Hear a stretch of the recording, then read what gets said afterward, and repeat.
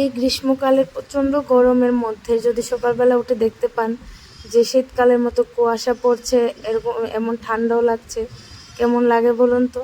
ঠিক তেমনই একটা সকাল আজকে আমি দেখতে পেলাম। আজকে বৃহস্পতিবার সকাল 5:30 বাজে। তো উঠেই দেখি একদম কুয়াশা পড়ছে আর একদম ওয়েদারটাও ঠান্ডা ঠান্ডা, খুবই ভালো লাগছিল। যেমন যেমন লাগছিল যে শীতটা প্রথম যখন পড়তে শুরু হয় তখন যেমন লাগে ঠিক তেমনটাই লাগছিল। তো এখানে দেখুন আমার ফুলের বাগানে একটা সূর্যমুখী ফুল ফুটেছে, সেটাই আমি আপনাদের সাথে শেয়ার করেছি। তো নমস্কার বন্ধুরা, কেমন আছো তোমরা সবাই? আশা করি ভালো আছো, আর আমিও খুব ভালো আছি। রুমি বসাকের নতুন একটি ব্লগে তোমাদের সবাইকে স্বাগত জানাই। তো এখন সকাল বাজে 5:30। আমি উঠে ব্রাশ টাশ করে ড্রেস চেঞ্জ করে ফ্রেশ হয়ে গেছি। মেয়েকে স্কুলে পাঠাতে হবে। মেয়ের শরীরটা ভালো ছিল না, তাই অনেক দিন ধরে স্কুলে পাঠানো হচ্ছিল না। তো একদিন পাঠিয়েছি মাঝখানে, কিন্তু ওর শরীরটা খারাপ হয়ে গেছিলো, তার জন্য স্কুল থেকে নিয়ে এসেছিলাম। তো ওর জন্য প্রথমেই বসিয়ে দিয়েছি ম্যাগি। আমি জানো তো, যখন থেকে জ্বর হয়েছে তখন থেকে কিছুই খেতে পারে না। তো ম্যাগি 1 প্যাকেট আনলে প্রায় 1 ভাগের 3 ভাগ করে খাওয়াই ম্যাগিটা ওকে। তারপর ওর স্কুলের টিফিনটাও রেডি করে নিচ্ছিলাম। ওর স্কুলের টিফিনে আজকে দিয়েছিলাম একদমই হালকা পাতলা খাবার, যেমন 3টে দিয়েছি খেজুর, আর দিয়েছি 4-5টা মতন কিশমিশ, আর দিয়েছি ওয়াটারমেলন। ও ওয়াটারমেলনটা খেতে খুবই পছন্দ করে, তার জন্য ওইটা দিয়েছি। ওর টিফিনটা এখানে রেডি করে নিয়েছি। তারপর ম্যাগিটা নামিয়ে তারপর চলে যাব ওকে উঠাতে। আমি ওঠার আগে আমি এইসব কাজগুলি সেরে রাখি, কারণ জানি ওকে উঠাতে আমার প্রচণ্ড কষ্ট হয়। তো আমি ওকে ঘুম থেকে ওঠানোর আগে ওকে ড্রেস ট্রেস পরিয়ে দিয়ে দিই, কারণ ও প্রচণ্ড কান্না করে স্কুলে যাওয়ার আগে। ঘুম থেকে উঠতেই চায় না। দেখো কত কষ্ট হচ্ছে গোটাতে। ওর সাথে আমার রোজই স্কুলে যাওয়ার সময় এমনই একটা যুদ্ধ হয়ে যায়, ওকে ড্রেস পরানো নিয়ে, তারপর ওঠানো নিয়ে। কিছুতে উঠতে চায় না। আগে যে স্কুলটাতে পড়তো সেই স্কুলটা ছিল 10টায়, তখন বেশি প্রবলেম হয়নি আমার, ও রোজই স্কুলে যেতে চাইতো।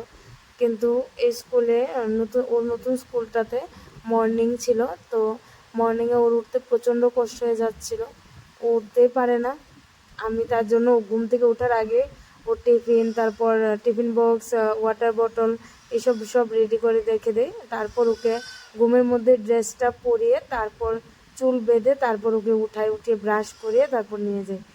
ততক্ষণ ও একটু ঘুমাতেও পারে, তারপর ওর বায়নাটাও আর বেশি করতে পারে না। কারণ ওকে উঠিয়ে তারপর ওর ঘুম ভাঙিয়ে যদি আমি ওকে রেডি করাতে যাই, তাহলে আর স্কুলে পাঠাতে হবে না।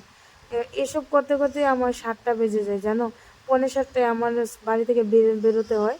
প্রচণ্ড দেরি হয়ে যায় রোজ ওর জন্য, ও রোজই দেরি করে। তো এখানে আমি স্কুটিটা বের করে নিচ্ছি, ওকে দিয়ে আসবো। এখন একটু ঘুম ভেঙেছে, তারপর দেখবো কান্নাকাটি করছিল, যাবে না বলছিল। প্রচণ্ড প্রচণ্ড কষ্ট হয় ওকে স্কুলের জন্য রেডি করাতে, কারণ সকালে ওর ওঠাটা যেমন একটা কেমন হয় না, মানে উঠতেই চায় না। আমার মনে হয় প্রতিটা মায়েরই সকালবেলা এই কষ্টটা প্রতিটা মায়েরই হয়। আগে যখন ছোটোবেলায় আমরাও এরকম করতাম, মা স্কুলের জন্য উঠালে কান্নাকাটি করতাম, তো এখন বুঝি।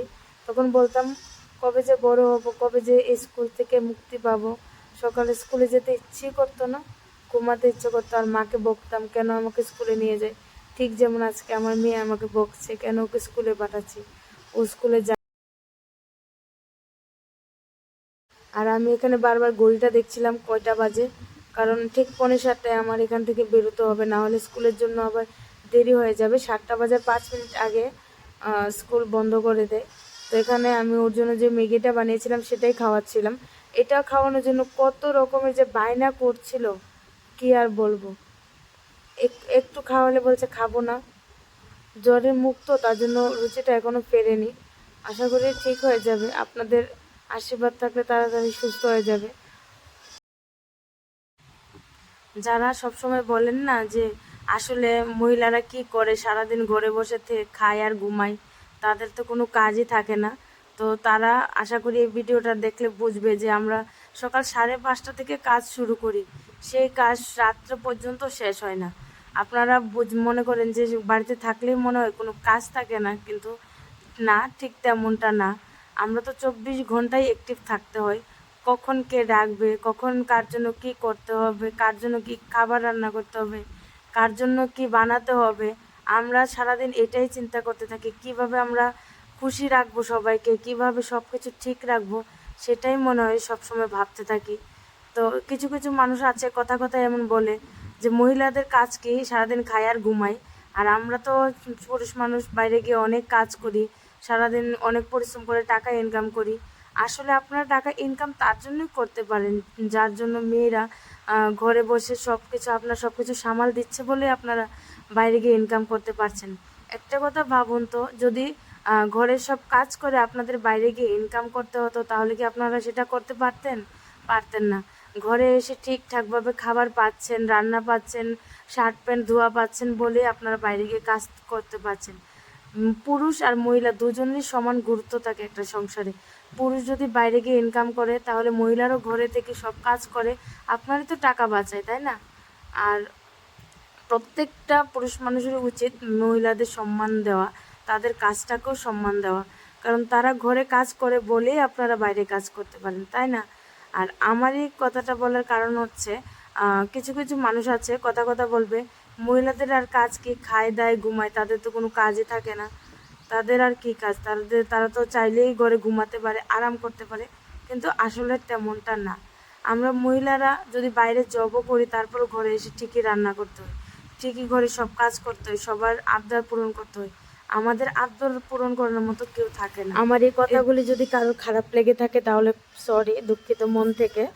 তো মেয়েকে স্কুলে দিয়ে এসেছি, সকাল থেকে জলও খাইনি, তো জলটা খেয়ে 1 কাপ চা নিয়ে বসেছি। আমার আবার দুধের 1 কাপ গরম গরম চা না হলে চলে না, সকালবেলা আমার এই চাটা লাগেই লাগে।